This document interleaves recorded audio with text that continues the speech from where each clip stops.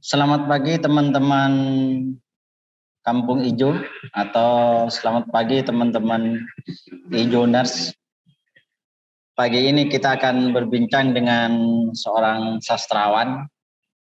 Mungkin ada yang bertanya-tanya, masa Kampung Ijo juga berbicara sastra gitu. Nah, hal yang perlu ingin kami tegaskan bahwa berbicara lingkungan itu tidak hanya lingkungan bermakna di sekitar kita, akan tetapi juga lingkungan sosial yang dalam hal ini ya dunia sastra juga termasuk lingkungan yang perlu diperhatikan keberadaannya.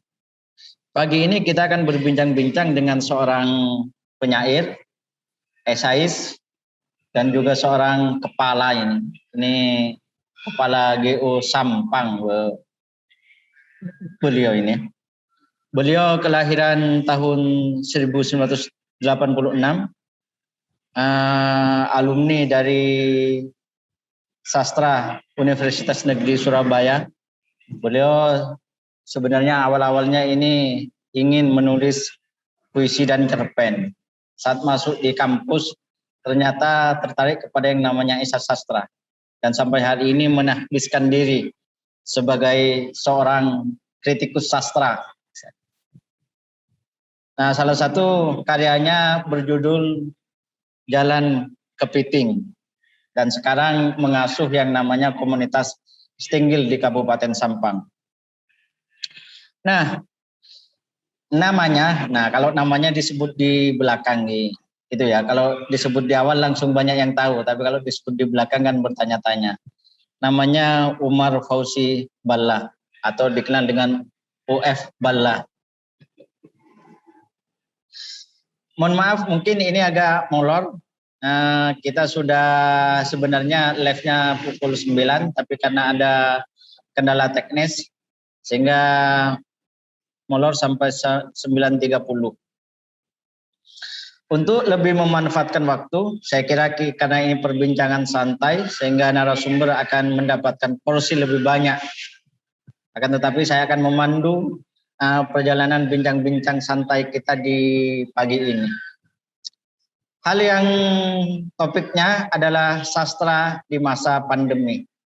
Sebelum kita melangkah lebih lanjut kepada pandemi, tentunya kita akan bertanya kepada narasumber apa atau bagaimana seorang Fauzi Ballah tertarik dan menjalani proses kreatif di dunia sastra.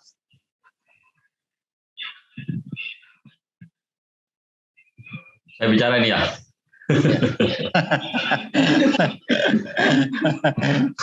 Saya khawatirnya saya disuruh pidato malah. Atau disuruh Jumat. Baik, Bismillahirrahmanirrahim. Assalamualaikum warahmatullahi wabarakatuh. Karena tadi Mas Mehmet mengatakan Ijournes ya, Ijournes gitu ya, penikmatnya. Sebelumnya terima kasih atas apresiasinya atas undangan dari teman-teman Kampung Ijo, dan sebenarnya saya mau tanya dulu nih, Kampung Ijo itu apa gitu kan? Kayaknya saya perlu tanya itu dulu deh sebelum saya bahas proses kreatif. Karena tadi Mas Mehmet juga bicara, kayak saya baru sadar Kampung Ijo kayaknya sebelumnya bukan forum budaya sebagaimana yang sering. Kalau yang undang saya itu kan kebanyakan forum budaya. Iya. Kok kayaknya tadi dengan ada pengantar bahwa tidak hanya ini tapi ada juga sastra. Nah ini apa itu Mas Mehmet? Kampung Ijo itu apa kalau boleh tahu?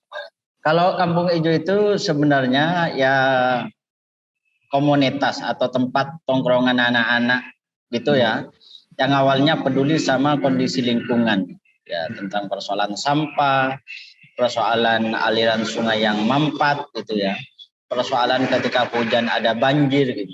Nah, saat kami berkumpul-kumpul ya kami memperhatikan itu, mau melakukan penyadaran terhadap bagaimana mengelola sampah, penyadaran untuk menjaga lingkungan bersama gitu. Nah, pada perjalanannya timbul satu kesadaran, kita tidak bisa ngomong sampah saja kalau semua orang tidak diajak untuk berbicara lingkungan masing-masing. Dalam hal ini sastrawan sebenarnya dunia sastra juga perlu diajak untuk nimbrung gitu ya, untuk berbagi gagasan gitu, berbicara tentang lingkungan. Yang dalam hal ini lingkungan ternyata bukan sekedar lingkungan selokan, lingkungan halaman rumah kita, akan tetapi juga lingkungan sosial. Ya, entah kepedulian, entah bagaimana kita misal punya respect terhadap orang lain. Kalau kita membangun rumah itu, rumah kita bagus. Akan tetapi kalau di depan rumah kita itu tidak bagus, maka rumah kita yang bagus itu ya sebenarnya tidak bagus. Kira-kira seperti itu. Sehingga pada perjalanannya kami tidak hanya ingin berdiskusi tentang lingkungan atau tentang sampah saja, tapi juga ingin berdiskusi dengan siapa saja. Harapannya kita sama-sama punya frame yang sama, punya persepsi yang sama ketika berbicara lingkungan. Dalam berbagai hal, kami yakini setiap dimensi, setiap disiplin keilmuan itu sebenarnya punya semangat yang sama ketika berbicara yang namanya kesehatan bersama. Ya, yang dalam hal ini sastra saya kira punya satu jiwa ketika berbicara kemanusiaan. Ya, kalau menyangkut kemanusiaan lingkungannya kan juga harus sehat. Nah, kira-kira seperti itu alasan lingkungan ngundang sastrawan kan gitu. Itu ya.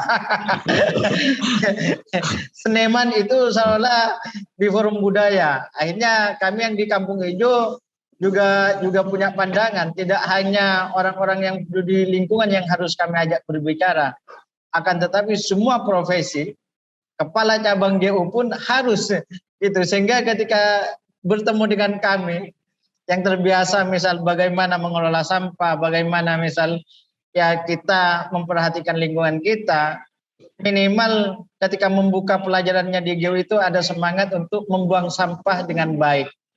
Atau mungkin nanti kalau misal di Sumeneb kita bisa bekerja sama, kami juga ada yang namanya sedekah sampah gitu. Ingin bekerja sama dengan yang namanya lembaga-lembaga, komunitas-komunitas, bagaimana sampahnya itu disedekahkan kepada kami. Sampah yang sudah disedekahkan kepada kami konversi menjadi beras, menjadi minyak untuk disalurkan kepada orang-orang yang tidak mampu. Itu hal-hal yang sekilas tentang Kampung Ijo. Saya kira narasumber diharapkan tidak banyak bertanya.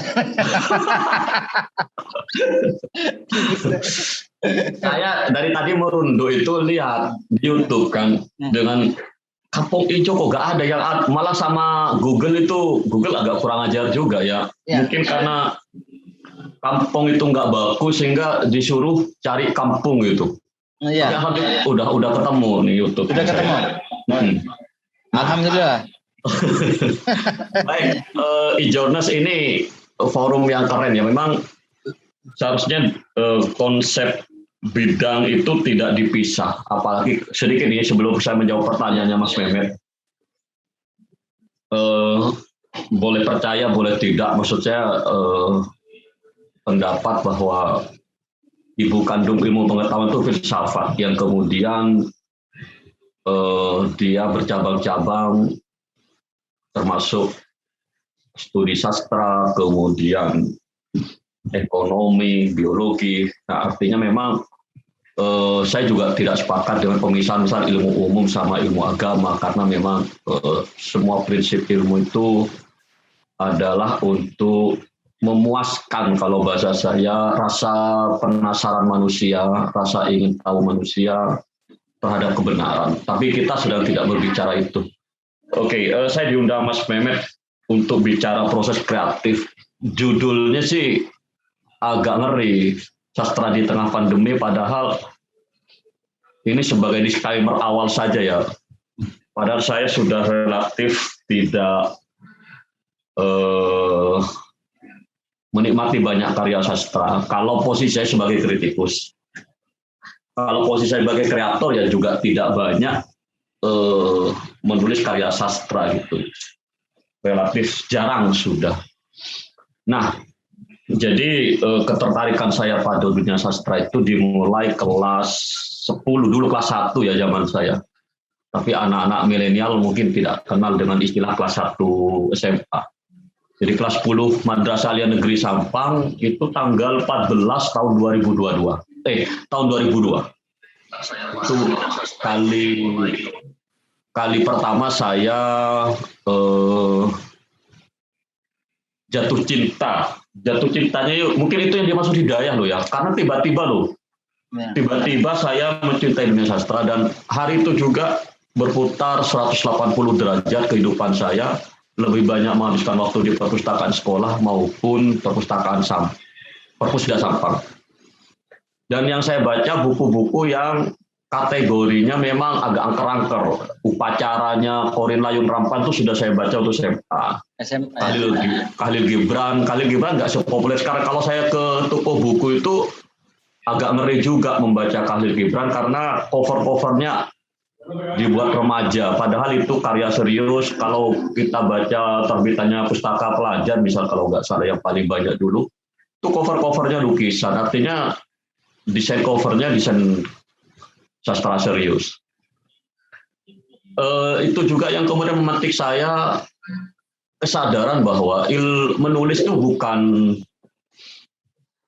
berak gitu loh, bukan sorry ya ini kalau penikmatnya ada yang di bawah umur, bukan hasrat kemudian kita seperti seorang suami istri gitu, tidak, tapi saya pikir ada ilmunya.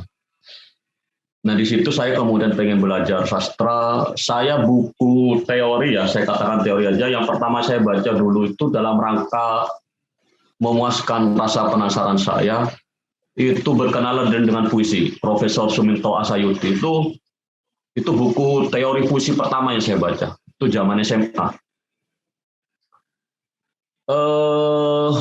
Selanjutnya itu, saya bisa diterima di Sastra Indonesia jalur PMDK waktu itu, karena memang PMDK waktu itu masih fair ya, bukan yang SN sekarang nggak fair ya. Dulu itu memang memberikan ini memang kalau ngomong sama seniman yang tiba-tiba masuk di anggaplah GU itu sekelas birokrasi swasta gitu ya. Tiba-tiba kita mengenal fair dan tidak fair.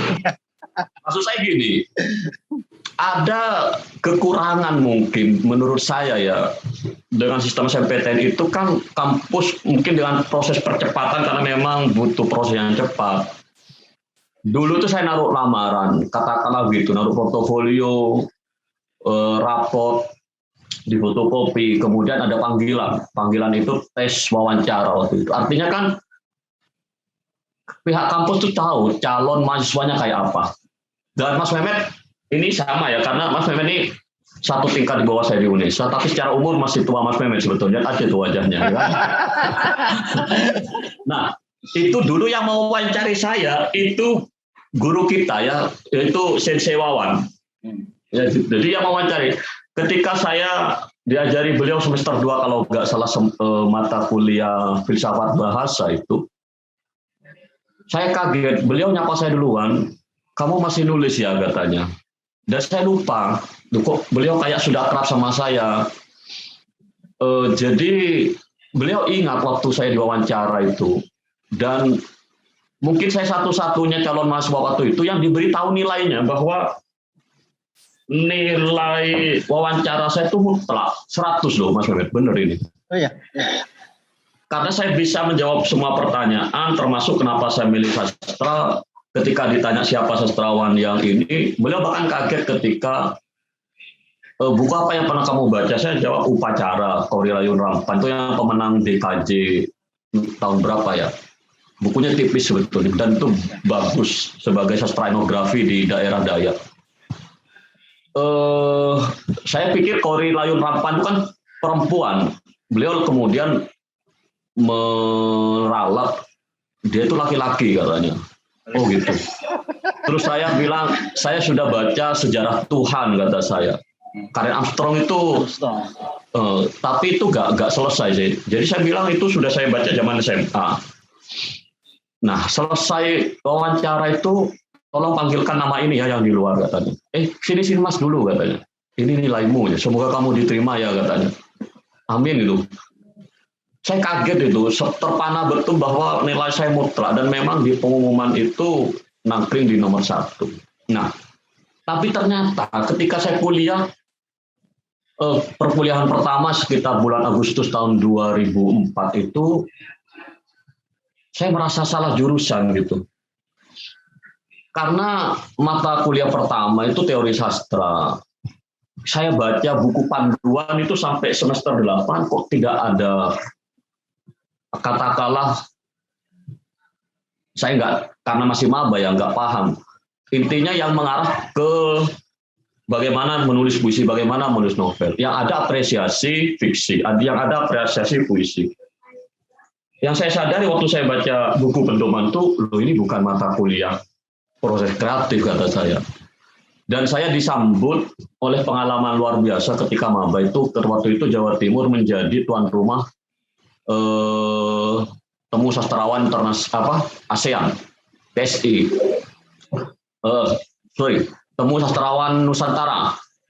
Waktu itu ditaruh di Geraha Pena, karena saya waktu itu kepala suku di sastra, dikasih undangan sama Prof. Yuwana Sudikan 10, karena saya kepala sukunya disuruh pilih 10 anak. Nah saya ingat waktu itu saya ngajak beberapa teman untuk menghadiri pembukaan di Cak Durasim. Hari berikutnya seminar-seminarnya itu tersebar di berbagai venue, salah satunya di Geraha Pena Jawa Pos. Nah, Jawa Pos itu waktu saya masuk itu ditanya registrasi, bayarnya sekian. Ya jelas lah, mahasiswa miskin kan nggak mungkin punya uang. Jadi saya pulang. Registrasinya itu 300.000 zaman itu mungkin ya setara dengan 1 juta sekarang mungkin ya. Ya, bisa. Karena itu memang seminar internasional. Seminar internasional. 1 minggu setelahnya ketemu Prof. Yu di mata kuliah teori sastra itu, Fauzi nggak hadir. Saya nggak punya uang, Pak.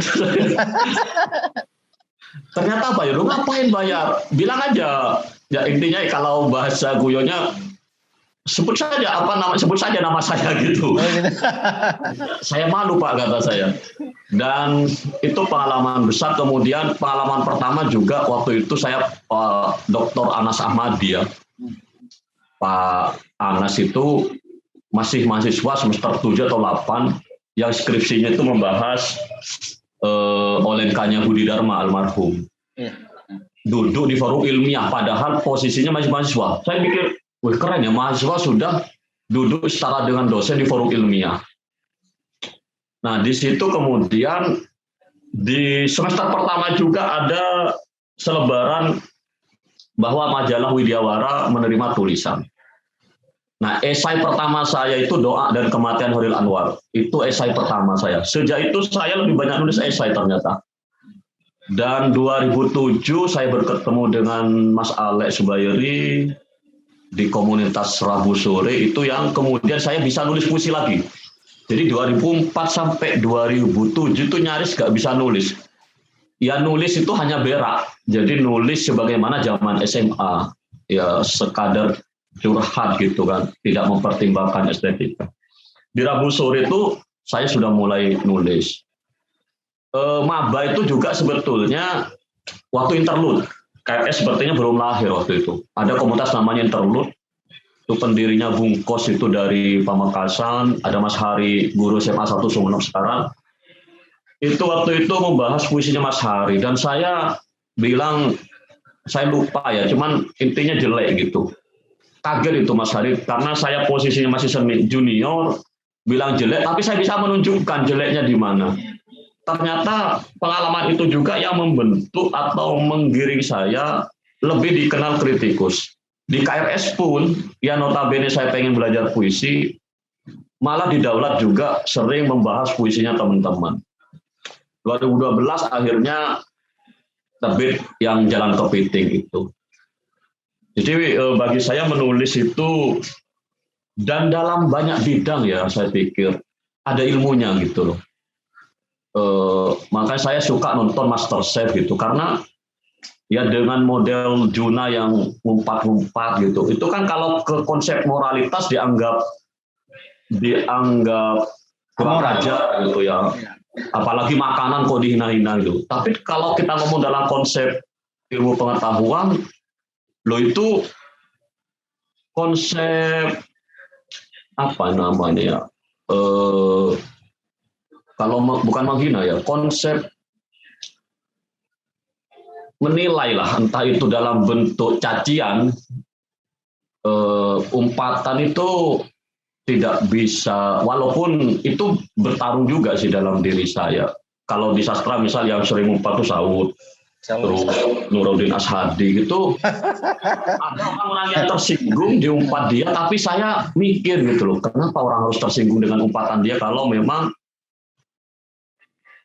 bukankah itu seperti menempeleng kita bahwa kamu itu loh nggak entos nulis gitu loh, jangan sok-sokan gitu. Artinya saya kayak, jadi konsep pengetahuan itu kan nggak boleh sembarangan. Saya pikir di semua bidang juga. Itu Mas Mehmet. Jadi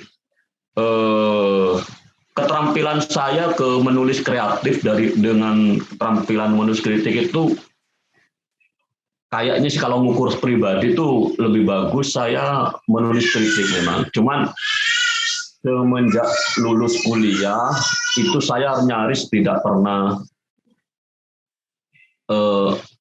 sejak bekerja lah ya, nyaris sudah tidak pernah menulis kritik lagi. Walaupun sastra Madura misal ya, itu ada dalam teropong saya, ada dalam perhatian saya saat ini.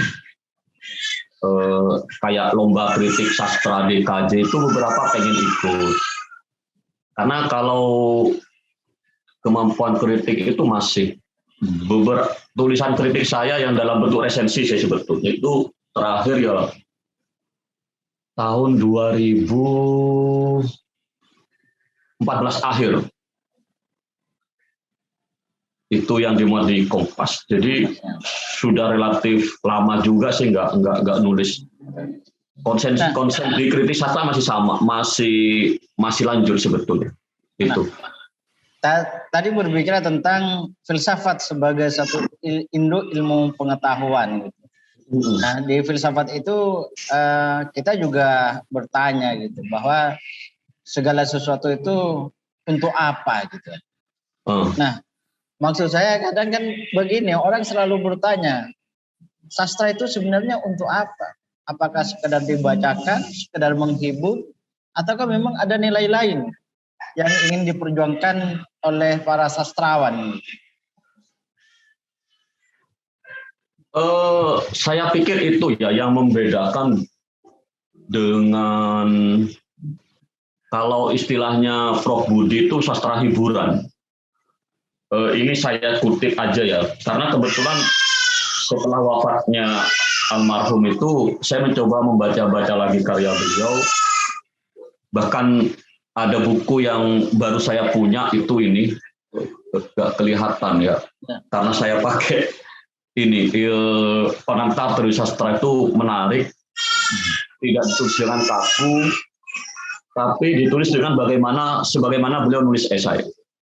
Ini misal, ini menarik nih. Saya sampai ketawa gitu ketika beliau menulis kalimat sekasar itu ya.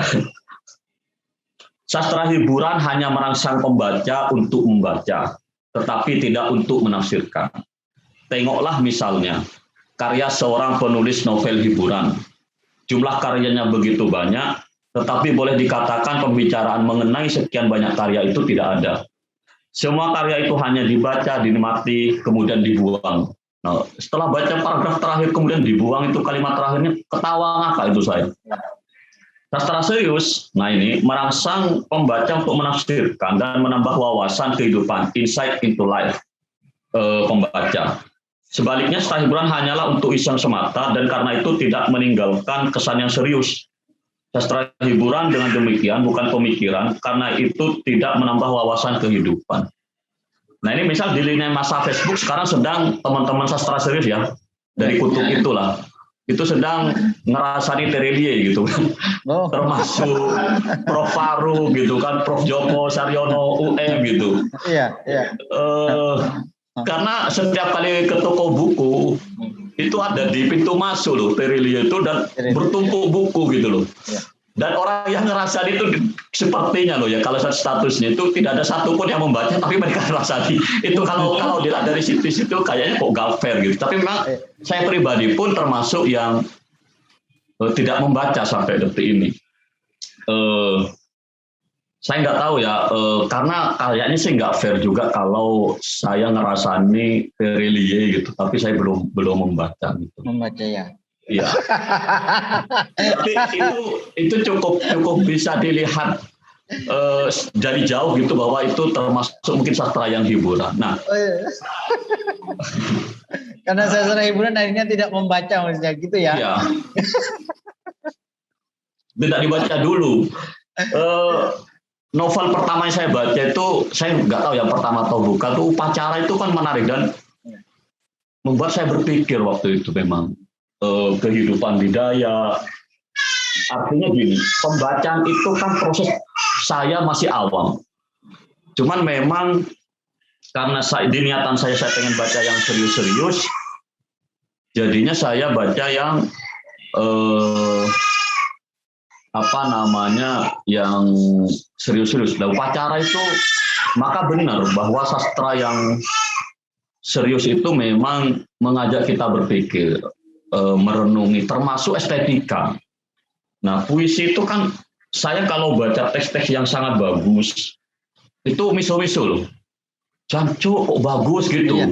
Nah, jadi terakhir fiksi yang saya baca, misal karangannya Muna Masyari yang Damar Kembang itu, dia menarik lah ya, bagaimana dia berbuat. Saya pikir dia cukup fenomenal saat ini, dan untuk ukuran, saya nggak punya pendatang baru ya pendatang baru lah di belantika sastra Indonesia, dan dalam hal ini kalau spesifikkan Madura, ya prosais yang saya pikir cemerlang. Saya akui itu memang terutama cara dia memainkan point of view atau sudut pandang itu salah satu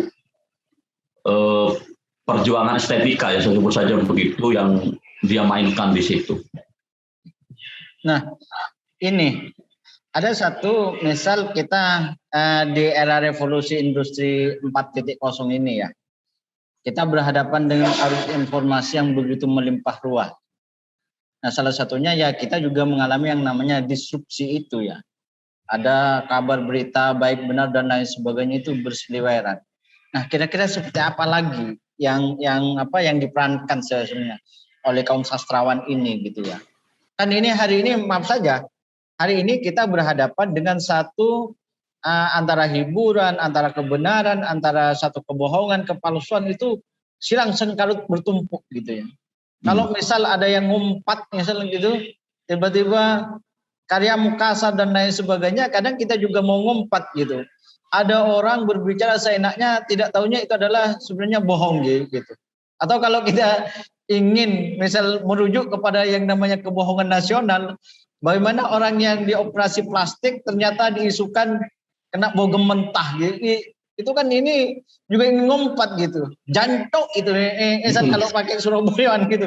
Itu sudah kebohongan nasional terus diekspos dan lain sebagainya. Nah, maksud saya bahwa kita misal tadi dikasih gambaran gitu. Sastra mengajak kita berpikir. Berarti sastra memainkan satu peranan besar terhadap tatanan manusia gitu ya. Di dalam berbicara tentang kebenaran, kebohongan dan lain sebagainya. Seperti apa sebenarnya peranan sastra, misal kita lebih aktualisasikan ya, di tengah revolusi industri 4.0 ini, di mana berbagai arus informasi itu ya bukan berseliweran saja, sudah memasuki gitu. Kebenaran, kepalsuan, kebohongan itu ya datang kepada kita dengan wajah yang hampir sama. Saya mulai dari gini aja ya, jadi ya. Kalau kita pakai konsep mimesisnya Plato itu sebelum dibantah oleh Aristoteles itu kan dia tiruan, atau ya lebih kasarnya karena dia tiruan terhadap realita, maka kemudian kaum sastrawan itu kan dianggap berbohong, tapi menciptakan kebohongan. itu agak kasar dan saya tidak sependapat dengan apa yang saya istilahkan sendiri, Bapak. Di kondisi sekarang sastra itu seharusnya menjadi katalisator ya di tengah banjir informasi, tapi saya mengalami kejenuhan luar biasa di tahun-tahun terakhir ini karena tiba-tiba di beberapa program sekolah misalnya, ini sorry to say dan sering saya sampaikan juga, tiba-tiba program literasi itu menjadi pawai sebetulnya. Artinya kalau saya membuat jalan terhadap proses kreatif saya dulu awal-awal suka sastra itu nggak kayak gitu, tapi sekarang kok tiba-tiba berlomba-lomba untuk bikin buku. Nah, kapan hari saya ngeritik Golagong sebagai duta baca Indonesia itu, yang dia punya program menulis buku gitu. Saya sampaikan kok hasrat menulis buku itu menjadi yang utama. Harusnya kan hasrat pertama yang ada itu hasrat belajar. Nah, ini dilematis sebetulnya di era sekarang. Sastra seharusnya bisa jadi katalisator, mengingat banjir informasi. Kalau pinjam Seno itu apa namanya, ketika kritik dibungkam, sastra meluruskan ya. Itu kan sebetulnya adalah pernyataan yang menjawab juga pertanyaannya Mas Mehmet tentang bagaimana peran sastra gitu di 4.0. Saya pikir sama. Di 4.0 itu di tengah banjir informasi, ketika saya sudah suntuk, maka membaca karya sastra itu ya katalisator. Dia yang mengademkan saya, membuat saya melihat dunia yang lebih jernih. Jadi daripada saya lihat berita korupsi, berita pembunuhan, apa sih bedanya dengan lakon-lakon kekejian di dalam sastra, misal apa namanya ya, karya siapa yang mungkin agak kejam lah. Saksi Mata itu tentang kehilangan mata, telinga cerpennya Seno juga ngeri ya. Itu ya. Atau ya. Peran sastra itu kan kemudian karena dia tidak vulgar, karena dia diolah. Nah, itu kan bedanya.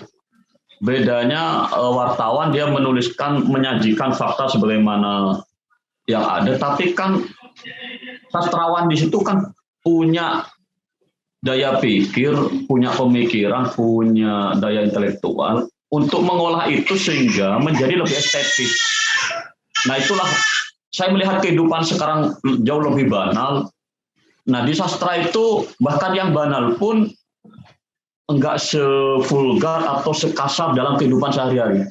Makanya kadang-kala benar juga, sastra yang absurd itu justru realis, yang realitas sendiri itu yang absurd gitu. Bayangkan ya berita korupsi, orang kok bisa ya beban begitu.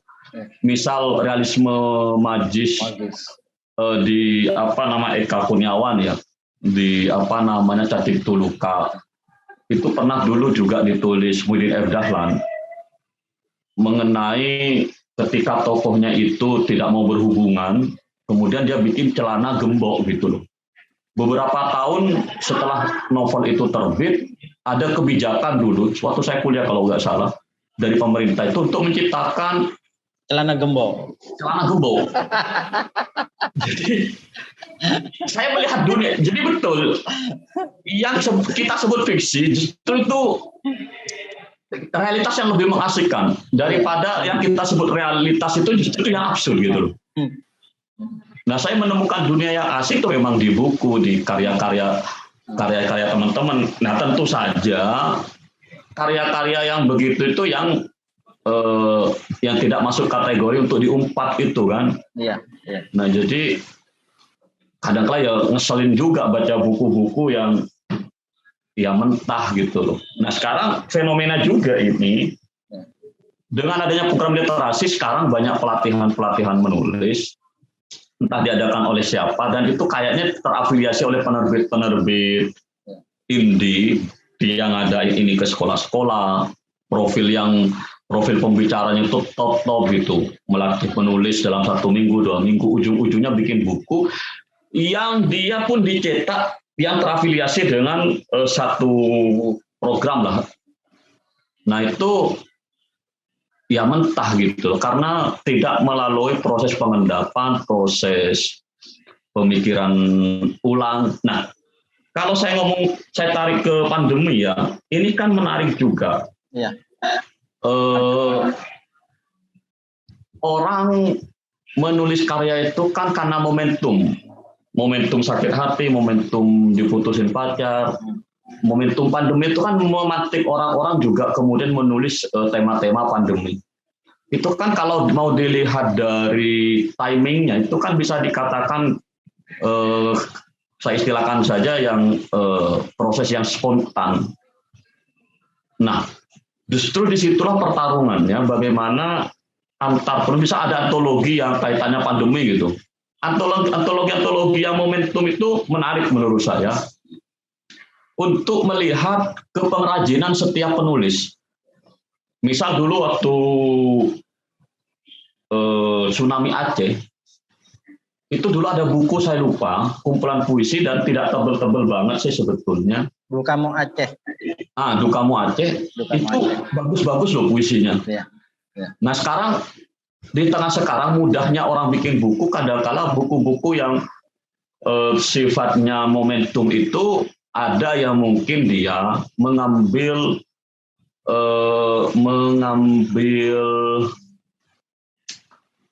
sistem atau metode tanpa kurasi, pokoknya dimuat. Tapi ada juga yang sistemnya kurasi. Nah, disitulah kemudian kalau saya tarik ke literasi tadi, sastra-sastra yang cepat itu kasihan, mereka sudah keluar tenaga, keluar pikiran, uang, dan karyanya masih mentah. Nah, kita terjebak loh di 4.0 itu pada kondisi seperti itu sekarang. Nah, sastra koran itu sudah mengalami pergeseran. Dulu memang ada sastra cyber yang saya melihatnya sedang berposisi bertanding ya dengan sastra koran. Nah, sekarang dengan digital yang sudah meluas, saya melihat sastra koran sudah terengah-engah, tapi mereka tetap menyajikan hal yang lebih karena mereka bisa memberi honor. Nah, persoalannya adalah saya mengalami juga titik jenuh itu. Saya lebih nikmat baca puisi-puisi yang ada di beranda Facebook saya. Misal Malkan Junaidi, ada puisi-puisi yang dia orang-orangnya tidak terlibat aktif di media, tapi asik saya baca. Puisi-puisinya Dedi Triadi itu, dia beberapa menulis misal di Twitternya, nikmat saya membaca itu, sangat nikmat. Dan kalau nanti dibukukan, bagus gitu untuk saya koleksi. Nah, di tengah 4.0 orang-orang sebaliknya, karena orang-orang ini adalah orang-orang yang puber terhadap kertas, dia malah merayakan literasi dengan ya saya sebut pawai saja itu. Jadi kasihan saya sebetulnya karena tanpa proses pengendapan, beberapa saya pernah lihat kasihan gitu. Kalau motivasinya sebagai penyemangat sih saya mungkin bisa memaklumi karena saya memang tidak sekeras ini ya, kadang-kadang saya masih punya sifat pemahfuman. Nah itu Mas, jadi justru di tengah sekarang ini sastra punya peran penting untuk menjadi katalisator bagi jiwa-jiwa manusia. Ya di tengah banjir informasi itu saya pikir. Ini, nah kepada persoalan pandemi, kan ini banyak orang yang katanya frustasi, banyak orang yang bertanya kalau ada pembatasan demi pembatasan kita makan apa misalnya. Banyak orang yang kadang peraturan-peraturan itu tidak penting. Nah, maksud saya bahwa di beberapa rilis juga hoax tentang COVID, misal hoax tentang pandemi juga berseliweran gitu ya. Kan ini menjadi kegelisahan bersama. Lalu seperti apa sebenarnya misal para sastrawan berkarya atau menanggapi satu kondisi pandemi yang memang benar-benar carut marut gitu ya. Maksudnya carut marutnya begini. Saya dulu sering didongengi oleh yang namanya nenek saya bahwa di masa hidupnya juga mengalami yang namanya pandemi, tapi itu penyakit toon. Dia menyebutnya penyakit toon gitu ya. Di masa-masa itu orang cara mengatasi penyakit toon itu ya sederhana. Apa sederhananya? Ya kalau sudah malam pukul setelah habis maghrib mereka ngumpul di rumah gitu ya. Sudah jarang keluar gitu. Dan masyarakat tidak begitu panik. Walaupun itu berlangsung bulanan misal tidak begitu panik untuk takut terhadap pandemi itu. Tapi hari ini kita kan begitu kalang kabut gitu ya. Semua narasi keluar dan lain sebagainya. Dari yang paling sopan penuh umpatan sampai bertanya kita makan apa gitu. Nah, bagi orang sastra pertanyaan kita makan apa kan pertanyaan yang perlu diumpat gitu, mentah gitu. Karena bagi orang sastra kan kita makan apa seperti mau bertanya kepada Tuhan gitu. Padahal ya Tuhan sudah menuliskan di nasib kita tentang rezeki itu. Nah, orang-orang sastrawan itu melihat kondisi ini gitu. Atau mungkin kalau kita bersepakat tentang sastra selalu lahir dari kegelisahan masyarakatnya. Kegelisahan seperti apa yang ditangkap oleh seorang Fauzi Ballah misalnya. Atau mungkin seperti apa Fauzi Ballah menanggapi pertanyaan-pertanyaan kita makan apa kalau selalu PPKM terus berlanjut misal. Kapan adu penaltinya kan gitu. Guyonannya kan kita menunggu adu penalti nih. Karena PPKM-nya perpanjangan waktunya masih terus berlanjut. Nah, seperti apa? Kira-kira seorang Fauzi Ballah membaca kondisi seperti ini gitu. Bisa diperjelas lagi Mas Memir? Apa ya? Gimana itu? Nah, maksud saya bahwa hari ini orang kan banyak yang gelisah gitu ya dengan adanya pandemi ini. Ya berkaitan dengan pembatasan kegiatan, ada orang yang sekarang takut vaksin misalnya dan lain sebagainya.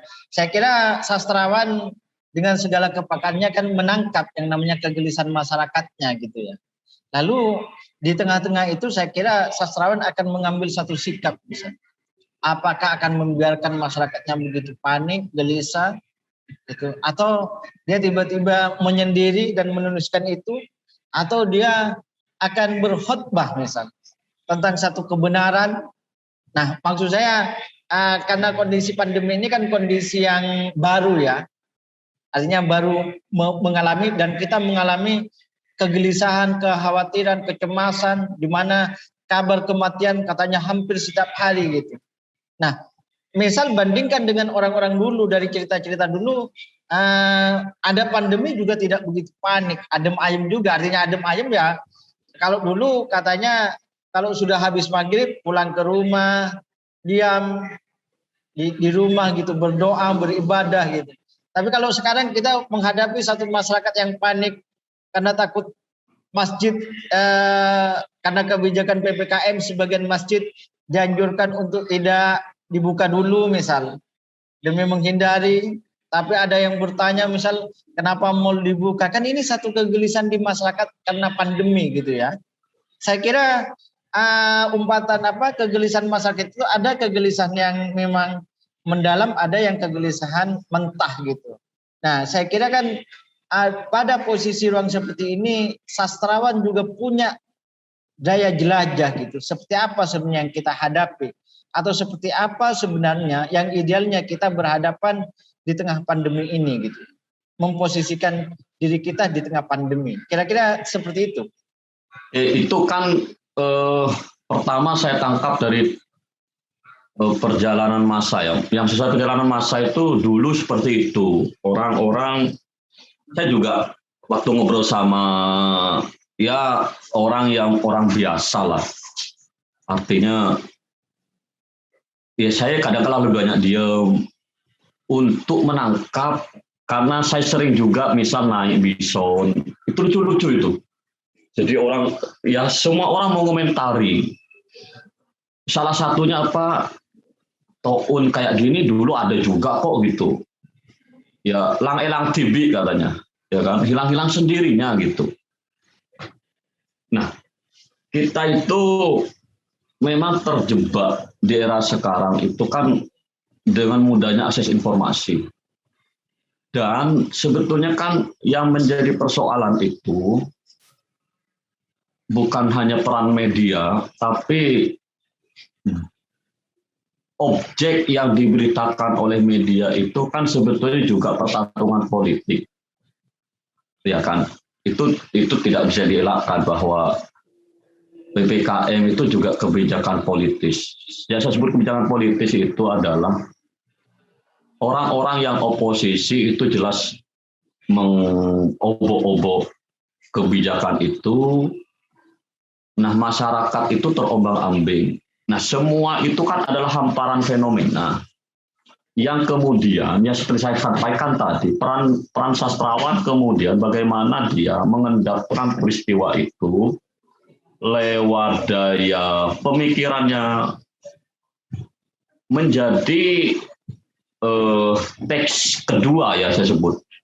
Karena kan teks yang pertama kan apa yang kita baca itu, atau apa yang kita dengar secara lisan dari obrolan orang-orang yang naik bison. Bagaimana kita itu kan kemudian menangkap fenomena itu di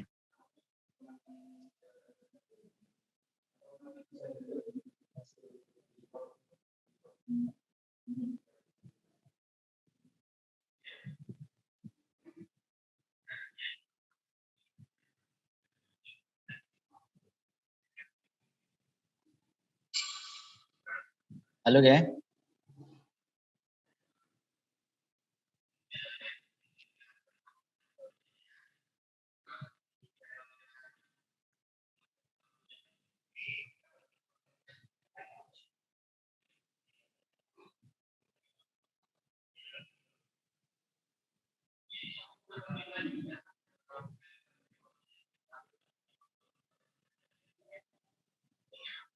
Ya, tunggu dulu, ini mengalami gangguan sinyal. Nah, sudah bergabung kembali. Ya, mohon maaf. Saya yang mohon maaf karena barusan Sinyal. ada notifikasi dari jaringan saya bahwa ya, kadang-kala teknologi itu menjadi pengingat yang baik terhadap ketangan kita.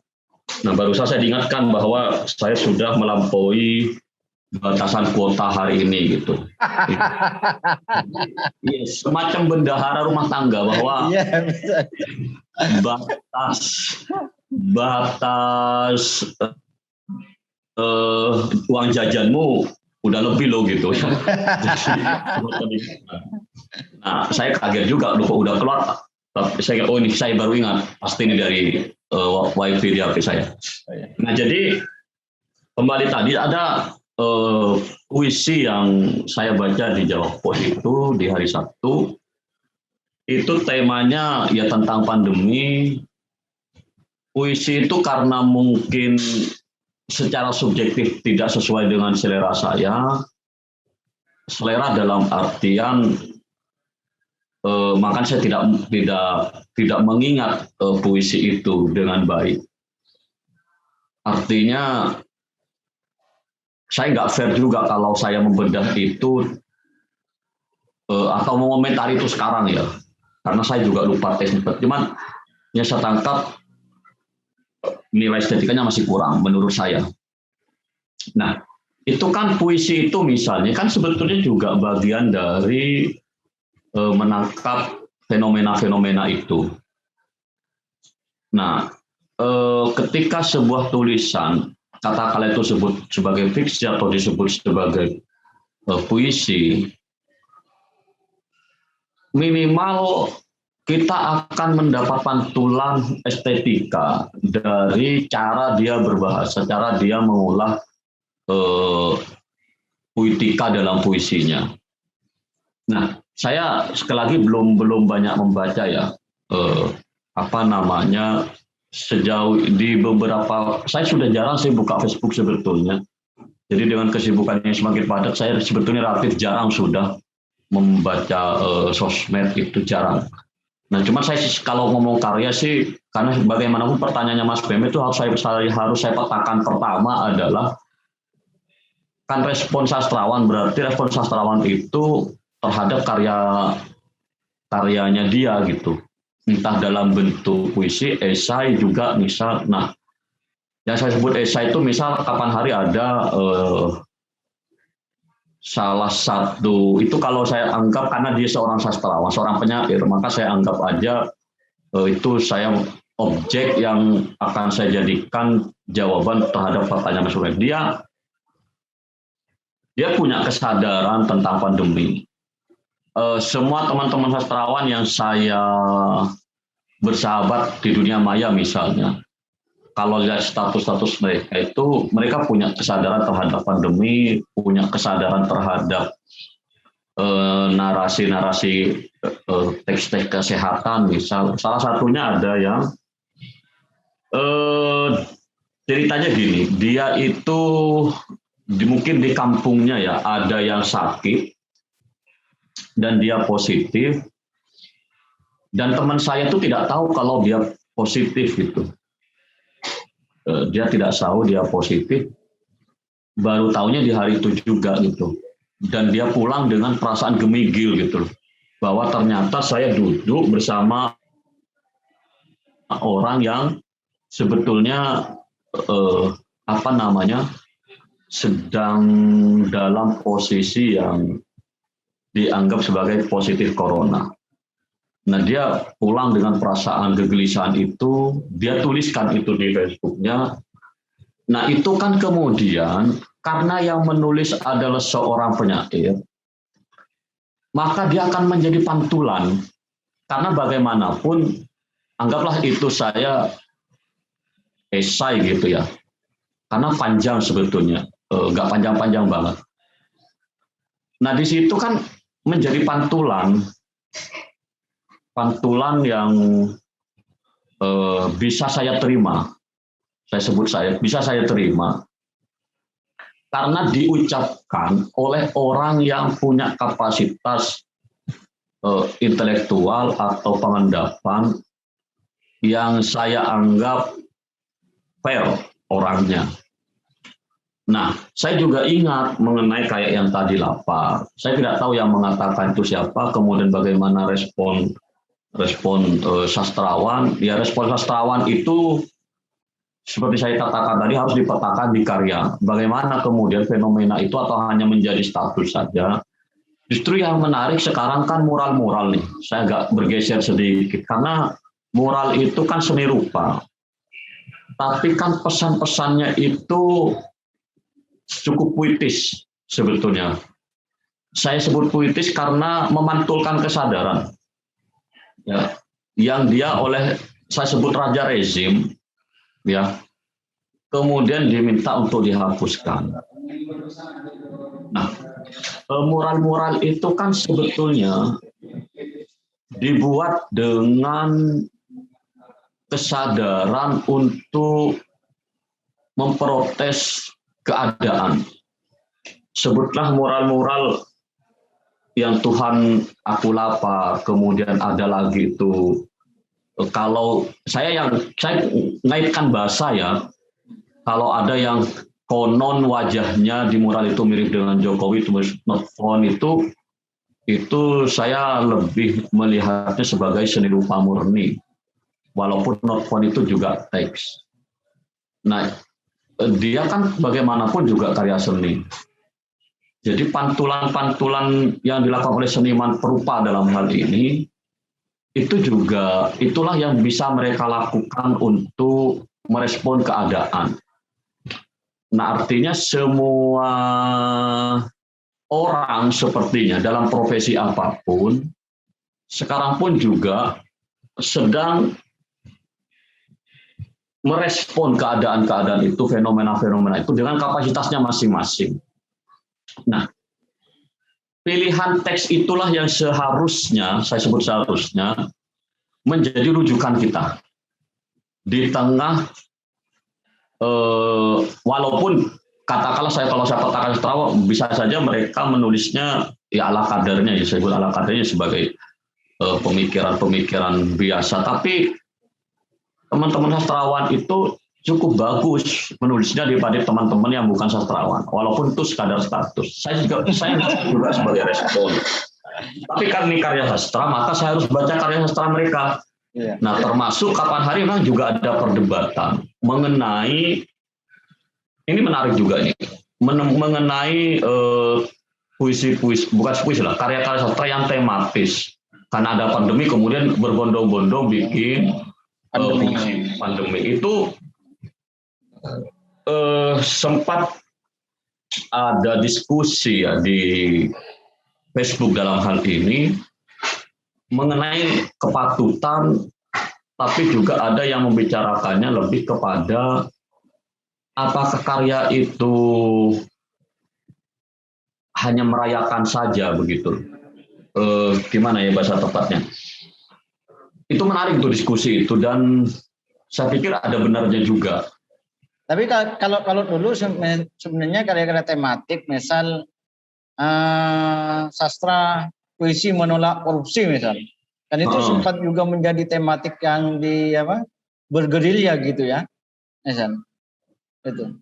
Atau mungkin ya misal ya Dukamu Aceh misal, atau mungkin ya ada sastra misal ini yang terbaru itu tulisan-tulisan mengenai almarhum Prof Budi Dharma kan ini tematik, walaupun yang digalang itu bukan puisi gitu. Nah, hal-hal seperti itu ya apa sih sebenarnya yang menjadi, maksud saya ya walaupun pada ruang-ruang kesadaran ya tematik itu juga ya, ikut lomba pun sebenarnya tematik gitu ya, ikut lomba tematik gitu. Nah, ada nggak yang mengganggu sebenarnya pada kesadaran seorang sastrawan misalnya?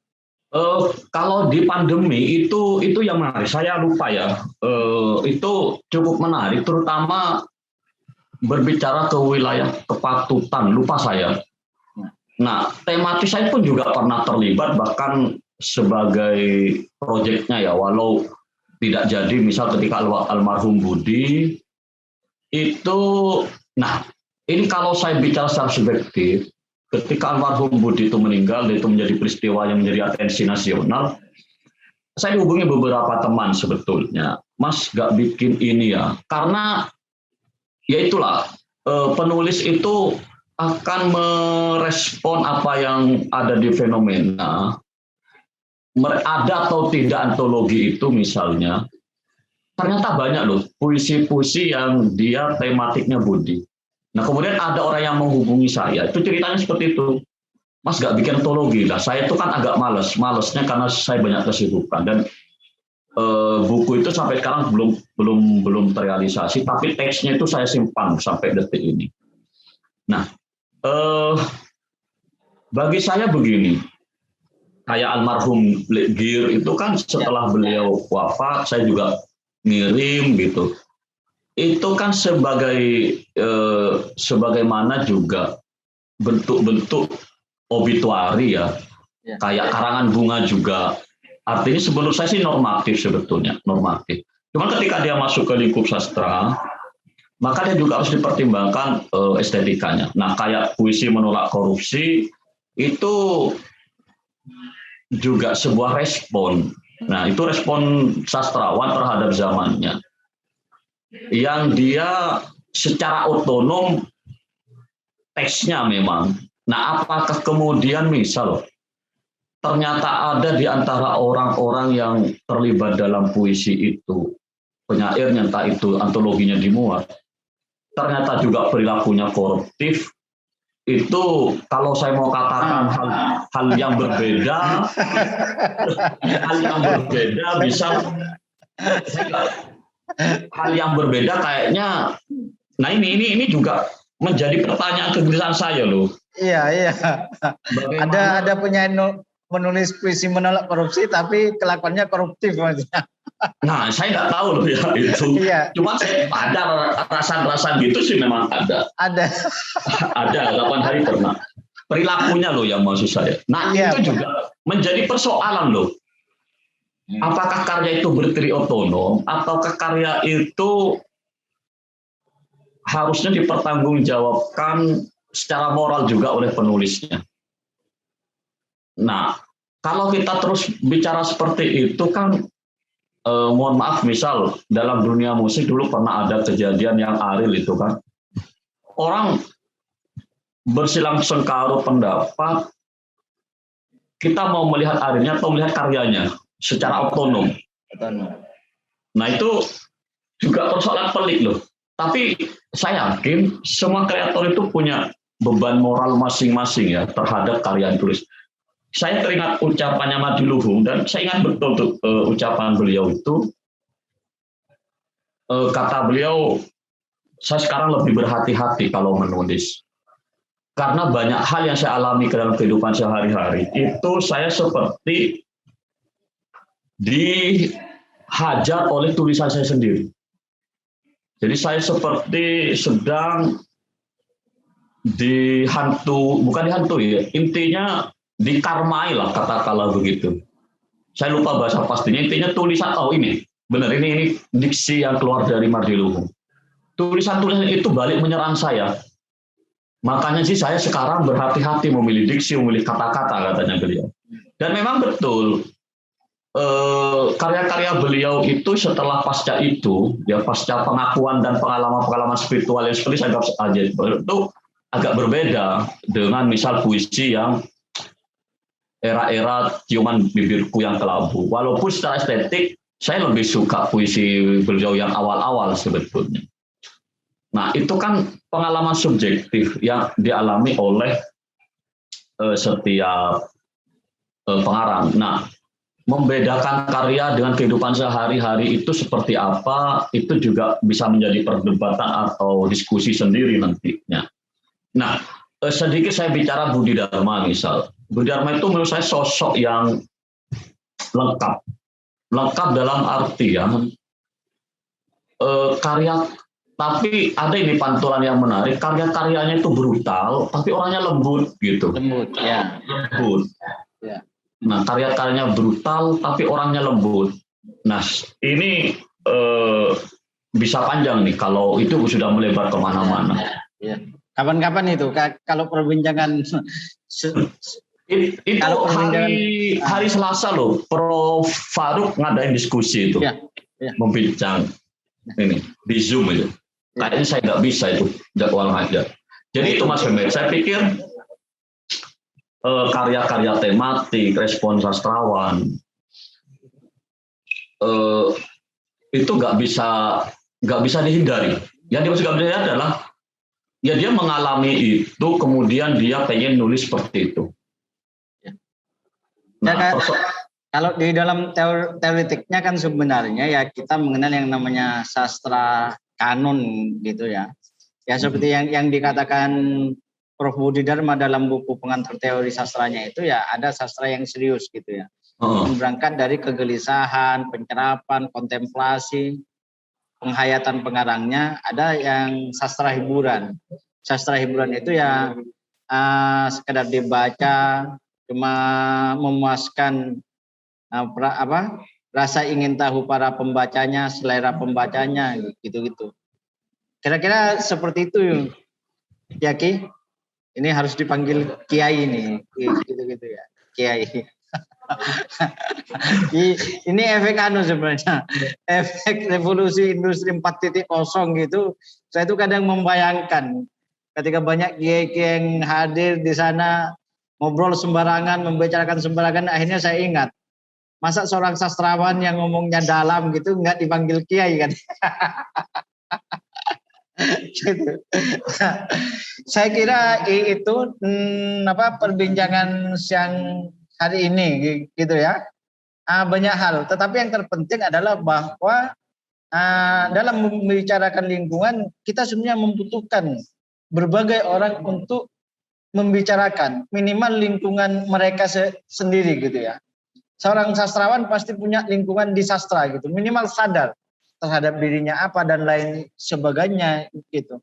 Walaupun hari ini kita masuk kepada satu kotak-kotak ya. Kalau saya masuk ke kotak-kotak, misal di kampus disiplin keilmuan, saya kira mungkin karena memang habitatnya disiplin keilmuan akhirnya itu terkotak-kotak. Tetapi dalam kehidupan bersama ini saya kira seluruh elemen itu sebenarnya harus saling bersinergi gitu ya. Ya, sastrawan memberikan masukan kepada para pegiat lingkungan, misal pegiat lingkungan juga memberikan masukan kepada sastrawan, ya mbok kalau merokok itu harus pakai asbak. Jadi itu kan hal yang sederhana sebenarnya. Nah, untuk menutup perbincangan santai pada pagi yang sudah menjelang siang ini, saya membutuhkan satu closing statement, misal terkait bagaimana seorang sastrawan melihat yang namanya pentingnya lingkungan. Nah, ini yang pada akhirnya hubungan nanti. Kalau ada yang tanya apa hubungannya sastrawan berbicara di lingkungan, nah di closing statementnya ini ada ada bagaimana mungkin saran atau apa motivasi dari seorang sastrawan untuk kita semua, untuk para Ijoners memperhatikan lingkungan. Baik. Kalau saya berbicara sastra itu kan karya sastra yang kita pahami itu teks drama, naskah drama. Ada puisi, ada fiksi. Nah, termasuk di dalamnya esai sastra, termasuk tulisan-tulisan yang sastra itu kan tulisan yang indah sastra begitu. Nah, misal esai-esainya Ki Faizi dalam lupa saya itu yang sedotan itu kan menarik juga sebetulnya. Dalam artian beliau itu seorang kiai, seorang sastrawan juga, seorang penyair, kritikus juga. Beliau pernah menulis kritik yang nyelasar itu yang ya mungkin ditulis tanpa latar belakang teoretik ya, sebagaimana sastra akademis gitu. Tapi menarik itu. Nah, saya berangkat dari beliau sebagai objek untuk jawaban ini, bahwa kesadaran seorang sastrawan terhadap ekologi, lingkungan, itu juga mulai tumbuh. Karena pertarungan, bukan pertarungan ya apa ya, produksi wacana itu tidak melulu pada produksi yang angsih itu karya sastra. Misalnya dia juga bisa menjadi film. Watchdog itu juga misal menyajikan banyak juga. Yang di dalamnya, ya saya sebut di dalamnya adalah para pemerhatinya, orang-orang yang juga menaksikan bahkan ikut menulis esai tentang film itu, misal dokumenternya, itu juga dari kalangan sastrawan. Nah, Ki Faizi menulis esai-esai tentang lingkungan dan sampah itu, yang notabene juga sebagai sastrawan. Artinya, sastrawan di situ dengan kemampuan menulisnya, dia mendaya upayakan kemampuan itu, fitrah itu, kalau bahasanya Budi Dharma, saya menjadi penulis karena takdir. Jadi dia memang menulis sesuai dengan kemampuannya, merespon terhadap apa yang dilakukan oleh teman-teman di lapangan, seperti Kampung Ijo ini misalnya, saya sebut sebagai praktisinya, orang-orang yang betul-betul terlibat di dalamnya. Nah, sedangkan sastrawan itu, karena dia posisinya sebagai penulis, sama seperti dulu setiap kerajaan punya penulis, dia yang kemudian mengabadikan dalam tanda kutip peristiwa-peristiwa lingkungan ke dalam berbagai bentuk tulisan. Saya tidak menyebut sastra dalam artian yang konvensional diartikan sebagai puisi, naskah drama, dan fiksi ya. Makanya saya sependapat dengan disampaikan Nurdin Ashadi itu, misal ketika menyampaikan dalam statusnya lomba kritik sastra itu kok objeknya selalu kriteria yang ditentukan oleh panitia itu adalah puisi atau kumpulan novel atau kumpulan cerpen. Padahal sastra bukan itu saja. Nah, saya membayangkan berarti juga kumpulan esai misalnya, itu kan seharusnya juga bisa menjadi objek kritik sastra. Nah, objek kritik sastra di situ artinya kan melihat kualitas kebahasaannya dan kontennya tentu juga. Nah, teman-teman di lingkungan memang tidak punya kemampuan menulis. Tidak semua orang memang punya kemampuan menulis, dan sastrawan pun juga jangan-jangan juga tidak punya kemampuan untuk menceburkan diri menjadi orang yang terlibat atau relawan katakanlah yang terlibat betul-betul lakukan seperti teman-teman di Kampung Ijo. Saya tidak tahu ya apakah memang seperti itu aktivitasnya, misal ada bank sampah dan lain sebagainya. Tapi juga ada sastrawan yang bisa melakukan dua-duanya. Nah, sebetulnya keduanya saling mengisi. Keduanya saling mengisi. Sastrawan itu kemudian menuliskan apa yang telah mereka lakukan, entah bentuknya nanti seperti apa.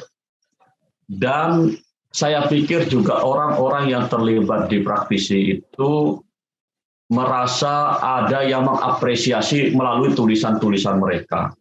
Walaupun ada juga orang-orang yang kadang-kala terjebak pada pemahaman, misalnya kalau saya pakai bahasa Madura, kun koro akan detok, kun koro wacana tok, padahal sebetulnya posisinya memang berbeda.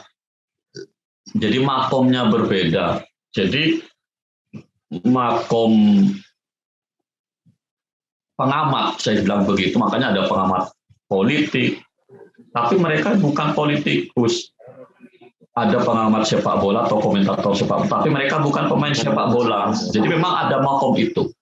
Nah, saya pikir keduanya saling mengisi, dan saya melihat teman-teman sastrawan banyak kok yang memiliki kepedulian yang dia tertuang dalam tulisan-tulisannya, entah yang sambil lalu misalkan mencurahkan pemikirannya lewat status-status Facebook bisa.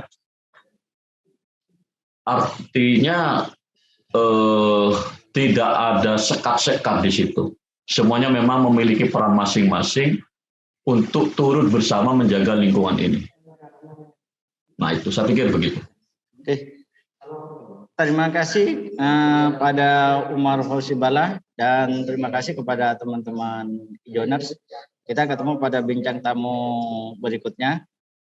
Sejak hari ini mungkin adalah edisi pertama bincang tamu di akun channel Kampung Ijo. Selain bincang tamu, kami membicarakan dengan para pegiat bank sampah. Juga ada nanti tamu-tamu kita dari pegiat bank sampah gitu. Kalau bincang tamu ini mungkin akan tampil setiap hari Minggu. Jadi kita membahas berbagai persoalan secara santai tapi tidak mentah gitu. Tidak, maksudnya di teman-teman Sampang itu, Mas Mehmet, karena saya juga aktif di ada Ma'iyah ya di Sampang itu namanya Jember Arte, yang di dalamnya juga adalah orang-orang yang secara praktis terlibat di dalamnya. Jadi karena Maya itu kumpulan dari orang-orang latar belakang, hobi atau komunitas atau pekerjaan, itu ada di antara mereka yang punya konsen ke sana juga loh. Ke lingkungan gitu ya? Iya, ada juga. Semoga ya kita nanti bisa bersilaturahmi atau kita juga bincang-bincang di forum Kampung Ijo ini gitu. Harapan kami bahwa semakin banyak orang yang berbicara tentang lingkungan, peduli, sehingga kita hidup dalam satu lingkungan yang memang tidak mengancam gitu ya. Lingkungan yang memang bersahabat, harmoni bagi kehidupan kita bersama. Demikian, terima kasih. Kita akhiri. Wassalamualaikum warahmatullahi wabarakatuh. Waalaikumsalam warahmatullahi wabarakatuh.